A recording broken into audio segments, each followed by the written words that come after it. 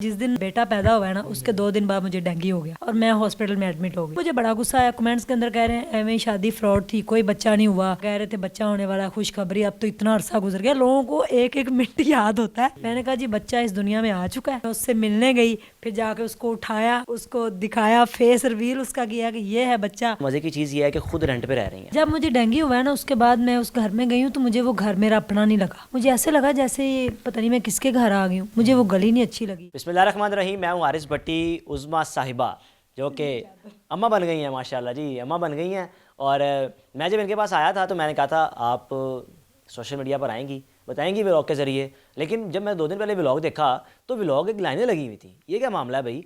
और माशाल्लाह बड़ा खूबसूरत इनके शोहर के यहाँ, जो कि अपने शोहर की दूसरी शादी की थी, एक बड़ा खूबसूरत बेटा हुआ है। और दुआ कि अल्लाह ताला उस बेटे को लंबी उम्र दे। पहले तो आपको बहुत बहुत मुबारक हो। Thank you. आप क्या बन गई हैं?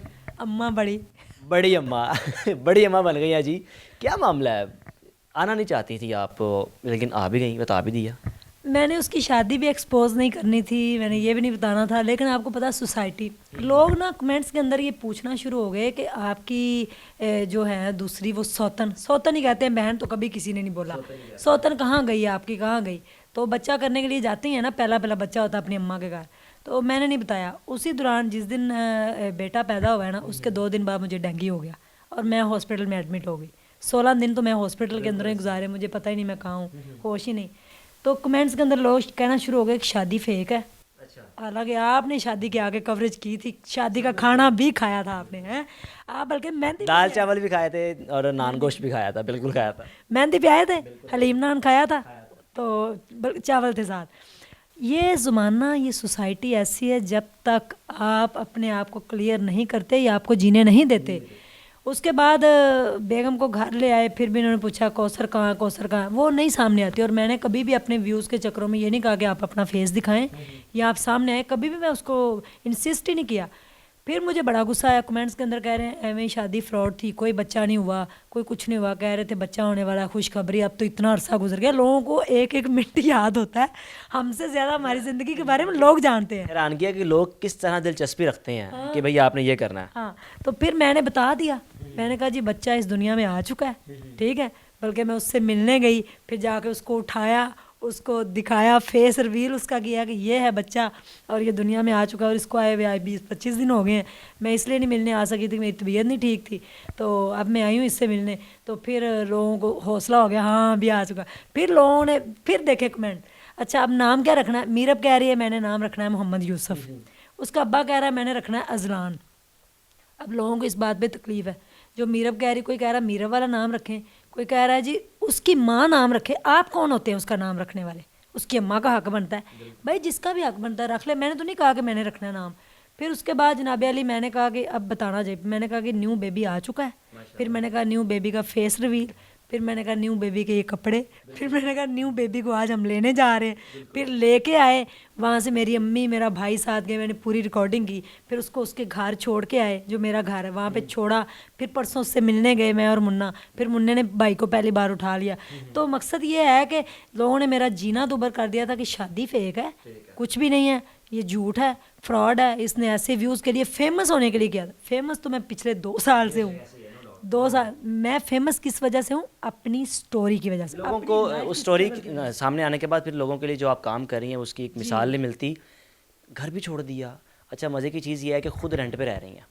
आप हैरान होंगे, उस घर को फ़िलहाल या नहीं रह रही, वो एक ज़ाती मामला है। लेकिन एक बड़ा दिल चाहिए होता है, पहले अपने शौहर की शादी कर देना, फिर उसके बाद उसी घर में बीवी को साथ रखना और फिर उस घर को छोड़ भी देना। ये क्या मामला है? जब मुझे डेंगू हुआ है ना उसके बाद मैं उस घर में गई हूँ तो मुझे वो घर मेरा अपना नहीं लगा। मुझे ऐसे लगा जैसे पता नहीं मैं किसके घर आ गई हूँ। मुझे वो गली नहीं अच्छी लगी, अजनबी सा माहौल लगा। मैंने अब्बू से कहा मैंने वहाँ नहीं रहना। कहते क्यों, क्या हुआ? मैंने कहा पता नहीं, मेरा दिल नहीं लग रहा। फिर मैं यहाँ शिफ्ट हो गई और मैं यहीं पे हूँ। वहाँ से कुछ लाई भी नहीं, उस्मान से एज़ इट इज़ सब कुछ वहाँ पे पड़ा हुआ है। तो जबार ही एक था अपना, वो तो हमने दे दिया। उसके बाद घर का क्या करना है, चीज़ों का क्या करना है? जब अपनी मोहब्बत हम दे सकते हैं तो फिर चीज़ों की क्या वक़्त है उसके सामने। बड़ी अजीम खातून है, घर भी दे दिया। मज़े की चीज़ बताई कि मैंने शोहर तो दे दिया, तो चीज़ों की क्या वैल्यू रह जाती है। तो बड़ी बड़ी मुबारक हो आपको, माशाल्लाह। अल्लाह ताला उस बच्चे को लंबी और सेहत वाली ज़िंदगी दे। और अब खुश हैं? आपको पता मैं शुरू से ही खुश हूँ, लेकिन लास्ट टाइम जब बाहर ने मुझे गले लगाया ना, तो उसकी जो दिल की धड़कनें थी वो मुझे सही सुनाई नहीं दी जैसे देती होती हैं। शायद उनमें कुछ डगमगाव था या क्या था, लेकिन वो मुझे उसने मुझे हक किया तो मेरी आंखों से आंसू आ गए। तो मुझे कहते हैं तुम्हें क्या हुआ? मैंने कहा, कहते हैं नहीं तुम मेरी पहली मोहब्बत हो, मैं तुमसे बड़ी मोहब्बत करता हूँ। तो मैंने कहा वो भी आपकी बेगम है, मैं भी बेगम हूँ, अब तो आप बट चुके हैं दोनों के प्यार में। कहते नहीं मैं आपसे ज़्यादा मोहब्बत करता हूँ, क्योंकि आपने जो मेरे लिए किया वो कोई नहीं कर सकता। तो मैंने कहा नहीं वो आपकी मोहब्बत। तो उसकी धड़कनों में वो कशिश नहीं थी, यानी कि जैसे पहले वो लगता था ना मेरे गले, शायद मेरा फील करने का अब जो है वो अंदर से मन नहीं कर रहा था, जो भी है। तो बहरहाल वो मुझे डेली मिलने आ जाते हैं और मुझे कहते हैं, मुझे वीडियो कॉल पे लेते हैं कि आप वीडियो कॉल करें और घर आ जाएं वापस। मैंने कहा अभी मैंने घर नहीं आना, प्लीज़ आप घर आ जाओ ना। तो रो पड़े थे परसों, फिर हम भी रो पड़े थे। तो अब नहीं जाना फिलहाल? जो अभी फ़िलहाल तो नहीं जाना। मोहब्बत जो होती है ना वो ज़िंदगी में एक ही बार होती है, और बाकी जो होता है ना ये हमें होती हैं चीज़ें कि उससे मुझे मोहब्बत हो गई, उससे ये हो गया, प्यार हो गया। प्यार कई बार हो जाता है, मोहब्बत और इश्क ज़िंदगी में एक ही बार होता है। और जब होता है तो फिर सर चढ़ के बोलता है, और जब बोलता है फिर वो आपसे आपकी सेक्रीफाइस भी आपको करना पड़ता है। तो वो जो इश्क होता है ना वो आपसे कुर्बानियाँ मांगता है। तो मेरे मोहब्बत और इश्क ने मेरे से जिबार को मांगा, तो हमने हंसते हंसते दे दिया। अब आप मुझे इमोशनल करेंगे। जब्बार भाई को भी दे दिया और अपने घर बार भी दे दिया, और उस घर में पड़ी अशिया भी दे दी, बेड शेड बर्तन ज़रा कुछ दे दिया। अब पास कुछ नहीं है, लेकिन जो कि इनकी फाउंडेशन है वहाँ पर फ़िलहाल रिहाइश पजीर है।